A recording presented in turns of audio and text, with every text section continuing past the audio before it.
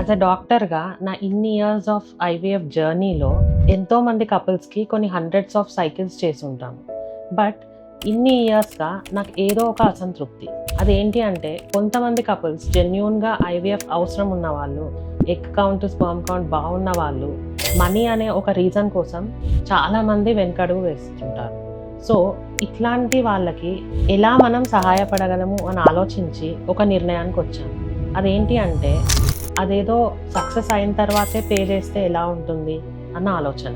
So దీన్నే మనం next ఫర్టిలిటీలో payment after success అనే ఆప్షన్ లాగా తీసుకొచ్చాం. అదేంటి అంటే మీకు జెన్యూన్గా ఐవీఎఫ్ అవసరం ఉండి ఓన్లీ మనీ రీజన్ కోసం వెనకడుగు వేస్తుంటే నెక్స్ట్ ఫర్టిలిటీకి వచ్చి మాతో డిస్కస్ చేయండి. మేము మీకు ఎలా సహాయపడగలమో ఆలోచించి we will do the best for you. Hope this is helpful.